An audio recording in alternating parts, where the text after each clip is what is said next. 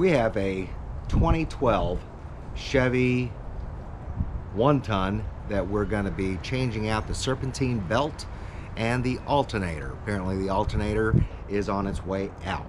So, welcome to Tool Time, John. Let's get into it. So, if you haven't already done it, draw a diagram, because this truck does not have stickers in there to show you the belt routing. So, you know, do what makes sense for you. T is for tensioner, A is for alternator, I is for idler arm, C is the crank, W is the water pump, AC is AC, PS is the power steering. So I've got that routed, and that way when I pull the old belt out and I put the new belt in, it shouldn't be that much of an issue. Now, to release tension on the tension pulley, there is a 1/2-inch slot for a breaker bar or a 1/2-inch ratchet to be able to fit, and basically need to pull it towards the passenger side to loosen the tension on the belt. So let's see how we do. All right, so coming in on the passenger side, you'll see the tensioner is right there, and underneath that bolt head you'll see a square hole, and we'll just have to fit the breaker bar in there and again crank it towards the passenger side. Before we can take the serpentine belt off, there's some things that need to be removed. So like I showed you, there's the tensioner, but I'll need to remove this air box and this hose, because there are some fan mount thingies that are in the way, and if I can move this stuff out of the way, I should be able to get my breaker bar in there where the handle is pointed up, and then pull it this way to loosen it up. But there's just no getting around, and I'm going to have to get these things out. First, we'll loosen this clamp and get the air box off. I'll have to take these clips off, pull that little tab back, and then push down on this gray tab. So the white tab pulls back, gray tab is pushed down, and it comes off. And then we got to do this also. Just have to remember to put it all back together.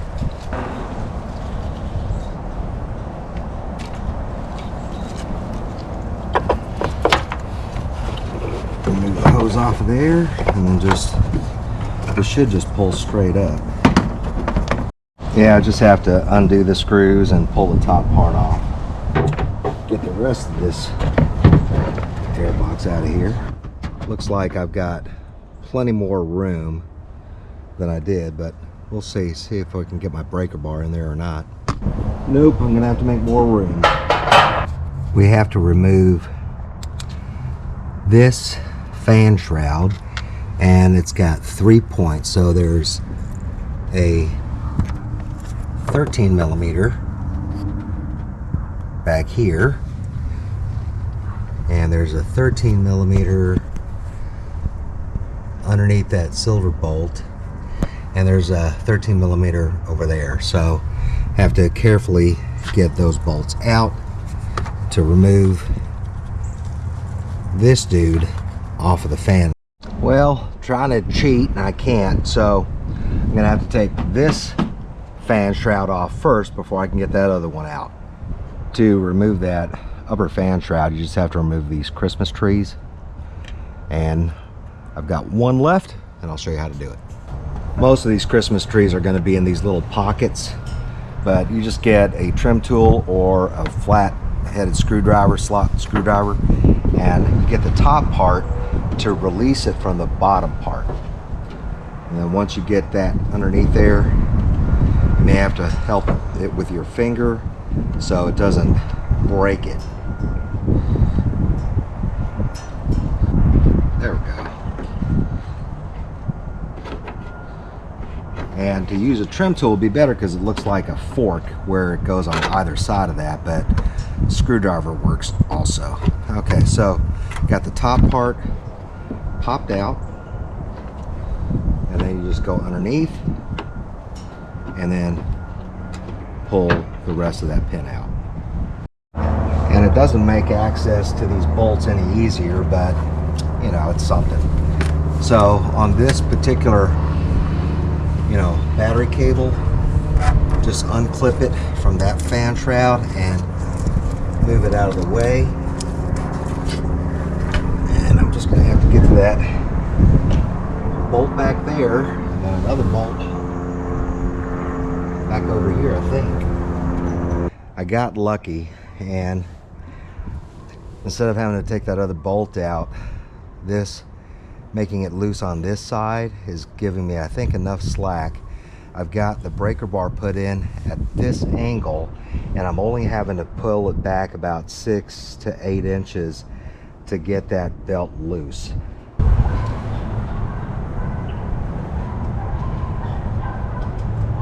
And there we go.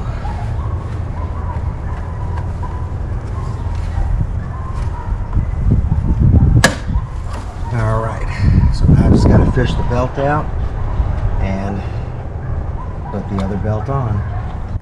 Well, I finally got this old belt off, but it's actually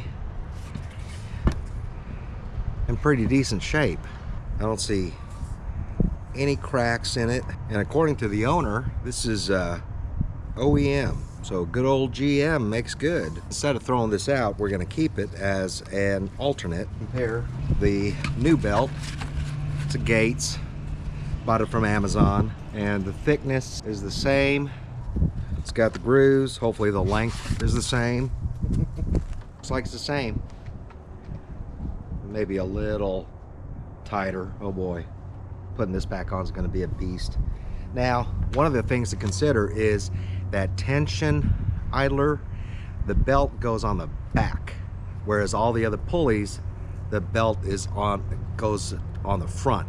So when you're putting it in, or even when you take it out, you have to slip the belt off the backside towards the firewall in order to get the belt out. So in order to put the belt in, I'm going to have to make sure that this is on the firewall side of the pulley. So after we take the serpentine belt off, then we can replace this old alternator, which is stock. It came with the truck back in 2012. So what we need to do is disconnect the negative battery. We're going to have to disconnect the wiring harness from the alternator, as well as the other strap that's held on with a nut underneath that boot, and a couple of 15mm bolts on the bottom. And with a little bit of persuading, we should be able to get it out.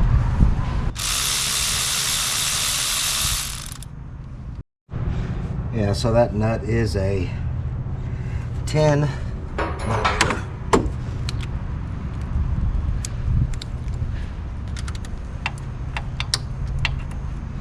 Yeah, make sure the battery is disconnected, because otherwise this is going to be a rude experience.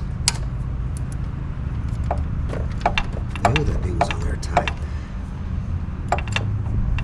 And this one does have like a shoulder or a washer built in to that nut, so I keep track of that. Go ahead and undo that, tuck that away. And with my luck on this thing, holy cow, everything's so freaking tight.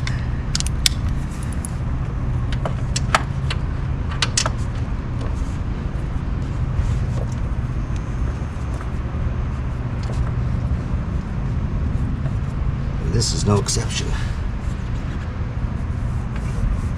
Oh, it wasn't too bad.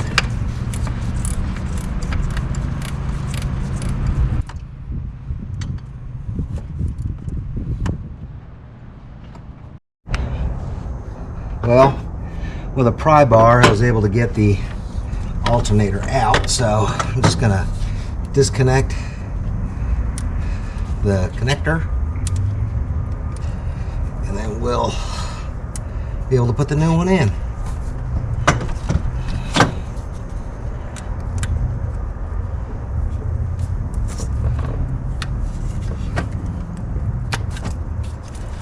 Wowzers. Goes without saying, but old, new. Looks like the parts look right. And I got it off of eBay, where they claim they got all the right parts for all your cars. So yeah, let's go ahead and put that one in. The job's done. The beautiful new alternator is hidden behind all the other stuff. Belt is on, and that is not an easy feat. If you see the green Gates belt, the biggest issue was the tension pulley arm, which has the pulley on the opposite side facing the firewall versus all the other pulleys facing the front of the engine. So hooking that belt up to the tensioner, you've got to keep that belt in place because it has a propensity of sliding off. So I actually stuck the handle of my rubber mallet down in there to prevent that belt from getting off the pulley.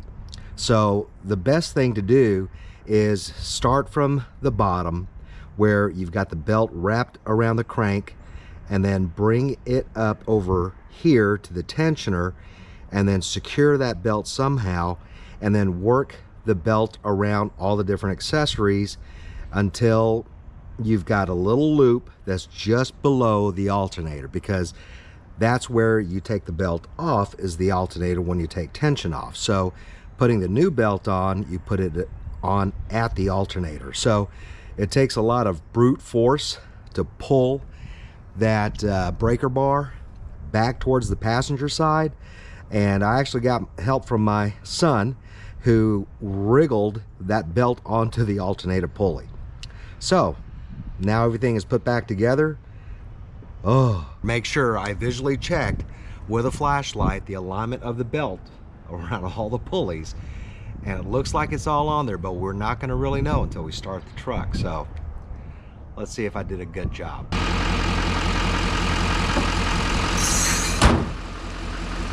Job done. I'm gonna run the truck back to my buddy, and hopefully he won't have any issues with charging and not being able to start this truck.